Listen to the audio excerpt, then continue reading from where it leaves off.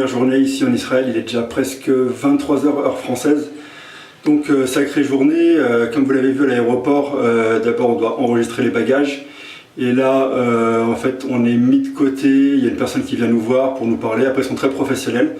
Donc c'est une sorte d'interrogatoire, en fait ils vont nous poser plein de questions pour voir si ça correspond aux informations sur notre passeport, aussi si on est accompagné, si les informations qu'on donne à propos de l'autre personne sont validées également par l'autre personne. Dans ce cas-là, en fait, chaque personne va avec un membre de la sécurité différent.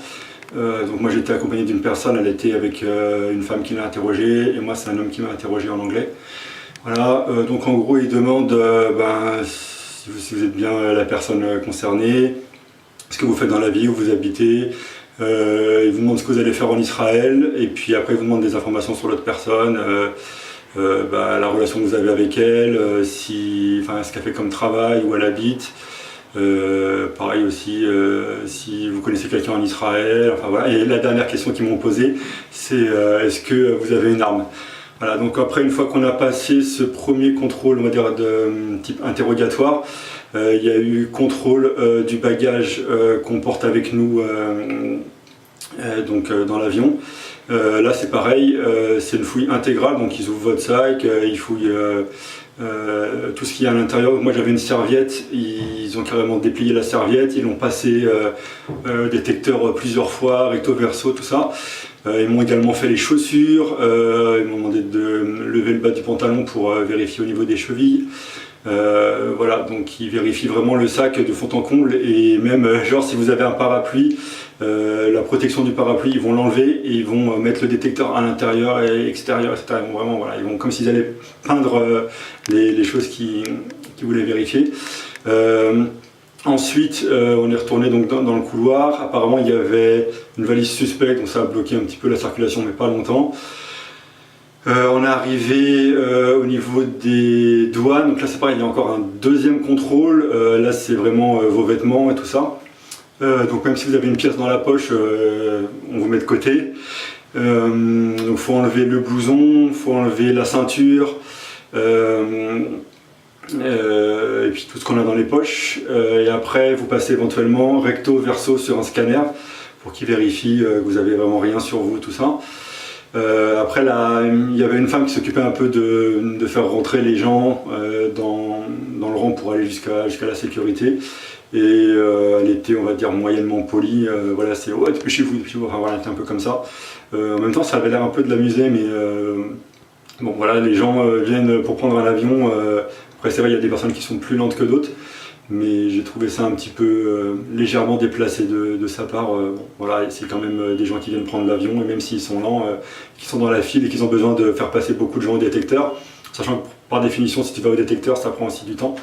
Voilà, bon, c'est pas très cool de la part de cette personne d'avoir pressé un peu les trucs, mais c'est pas très grave. Donc recto verso sur le détecteur. En plus on doit mettre les bras d'une certaine façon. Voilà, il passe aussi tout ce qui est bijoux, tout ça au détecteur.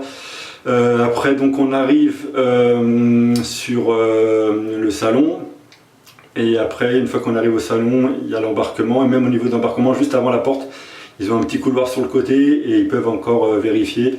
Moi ils ont vérifié en dessous de mes chaussures, voilà. Et après donc on arrive dans l'avion, donc c'était la compagnie El Al, donc vraiment super compagnie, l'avion super bien, c'est un Boeing 787-9, vraiment super avion. En plus il y a un écran en fait sur le siège de devant avec jeux vidéo, télévision, film.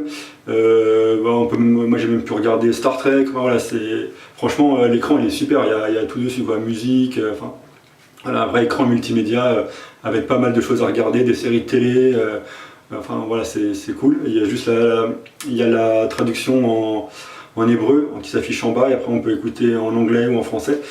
Et puis après donc on est arrivé à l'aéroport de Tel Aviv. On a changé de l'argent. Donc je vous conseille, si un jour vous arrivez à l'aéroport Ben Gurion, d'avoir du liquide, comme ça vous avez directement le bureau de change qui est après la récupération des bagages. Vous donnez votre liquide en euros, le mec il compte vite fait, il vous redonne ce qu'il faut en shekalim.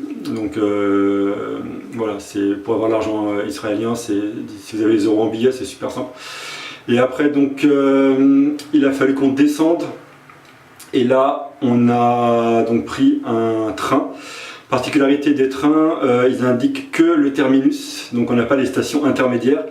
Il faut soit regarder, moi j'ai vu par rapport à Google, c'était indiqué, ou soit en fait il y a une femme qui parle au haut-parleur et qui n'arrête pas de répéter, en fait, elle répète en permanence toutes les stations jusqu'au terminus. Donc il faut bien écouter si ça tombe sur la bonne station. Donc nous, heureusement, c'était une station après l'aéroport. Et donc on est descendu, après on a eu un peu de marche jusqu'à l'hôtel. Là c'est Florentine News Hotel. Donc c'est une forme d'hôtel, d'auberge de jeunesse. Il y a beaucoup de jeunes, il y a une salle commune, les douches et la salle de bain c'est aussi commun. Là, il y a de mon côté, en fait, à mon étage, il y a 2 douches avec toilettes, c'est la même pièce, et il y en a une des deux pièces qui a le lavabo. Voilà, donc il faut un peu partager. Sinon, il y a aussi une cuisine, et comme j'ai dit, le grand salon, et après vous avez les chambres au fond. Voilà, et après on a été manger à Casbah, c'est un petit restaurant, ils ont le Casburger. Voilà, c'était plutôt bon, avec des potatoes. Et j'ai aussi goûté le hummus, donc on peut manger le hummus avec les potatoes, moi voilà, c'était bon. Voilà en gros ma première journée en Israël. Voilà, à part les 3 contrôles de sécurité et l'interrogatoire, il n'y a pas grand chose à signaler, sauf vraiment les gares où il n'y a que le terminus qui est indiqué et pas les stations intermédiaires. Voilà pour cette première journée, et on se retrouve demain. Et il y a quelqu'un qui a éteint la lumière du coup. Voilà, donc on se retrouve demain pour la suite de l'aventure.